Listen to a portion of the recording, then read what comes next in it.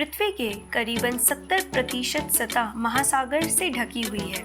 इससे ये स्पष्ट है कि समुद्री वातावरण हमारे ग्रह के लिए कितना महत्वपूर्ण है। यही नहीं, पृथ्वी पर जीवन का अधिकांश भाग जलीय यानी एक्वेटिक है और इसमें कोई आश्चर्य की बात नहीं कि समुद्री प्रजातियां भूमि से अधिक हैं। वर्ल्ड ओशन डे के उपलक्ष्य में मैं आपको हमारे समुद्रों से जुड़े और कई तथ्यों के बारे बताऊंगी।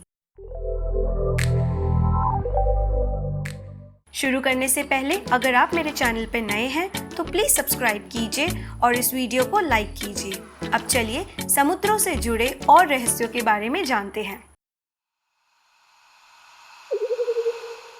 हमारे ग्रह के लिए 70% से अधिक ऑक्सीजन समुद्र द्वारा उत्पादित किया जाता है। ऐसा माना जाता है कि 70 से 80% ऑक्सीजन जो हम सांस लेते हैं वो समुद्री पौधों के द्वारा निर्मित किया जाता है, जिनमें से लगभग सभी समुद्री शैवाल यानी मरीन एल्गे हैं।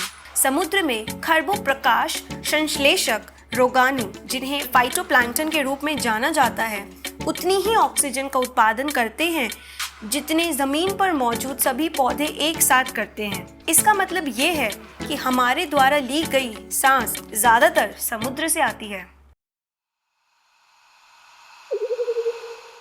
दुनिया के सभी संग्रहालयों यानी म्यूजियम्स से ज्यादा कलाकृतियां समुद्र के नीचे हैं। हमारे समुद्रों में कई रहस्य छुपे हैं और ये सिर्फ समुद्री जीवन और कोरल का घर नहीं, हमारे समुद्रों में छुपे हुए कई टन ऐतिहासिक कलाकृतियां यानी आर्टिफैक्ट्स हैं। राष्ट्रीय महासागरीय और वायुमंडलीय प्रशासन के अनुसार समुद्र को एक म्यूजियम के रूप में देखा जाना चाहिए, क्योंकि इसका इतिहास दुनिया के सभी म्यूजियम्स की तुलना में कम है।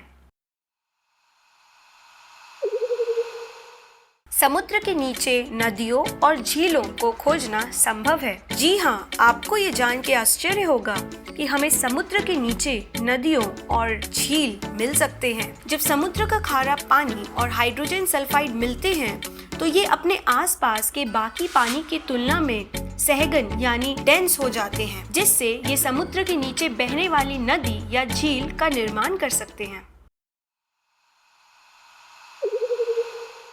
दुनिया की सबसे लंबी पर्वत श्रृंखला पानी के अंदर है। पृथ्वी की सबसे लंबी पर्वत श्रृंखला मिड ओशन रिज लगभग पूरी तरह समुद्र के नीचे है। ये 65,000 किलोमीटर की दूरी तक फैली हुई है। ऐसा कहा जाता है कि हमें इस पर्वत के बारे में शुक्र ग्रह यानी वीनस और मंगल ग्रह यानी मार्स से कम पता है।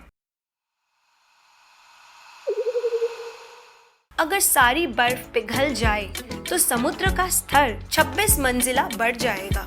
नासा के जेट प्रोपल्शन लैबोरेटरी के अनुसार यदि आर्कटिक समुद्री बर्फ के सभी ग्लेशियर और बर्फ की चादर एक ही समय पर पिघल जाए तो समुद्र का स्तर लगभग 262 फीट बढ़ जाएगा, जो कि एक 26 मंजिला इमारत की ऊंचाई जितना होगा।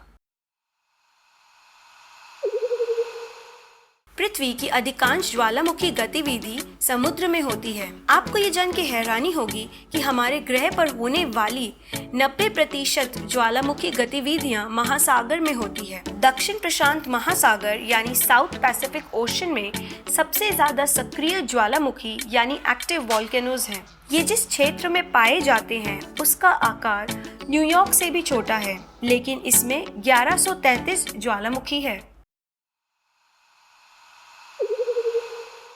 समुद्र में इंटरनेट कनेक्शन है। पिछले कुछ दशकों से एशिया पैसिफिक आर्थिक सहयोग के अनुसार महासागरों के भीतर गहरे दबे पनडुब्बी केबलों ने 97% से अधिक अंतर महाद्वीप डेटा ट्रैफिक ले लिया है, जिसका अर्थ है कि समुद्र आधारित केबलों द्वारा विदेशी संचार संभव बनाया गया है।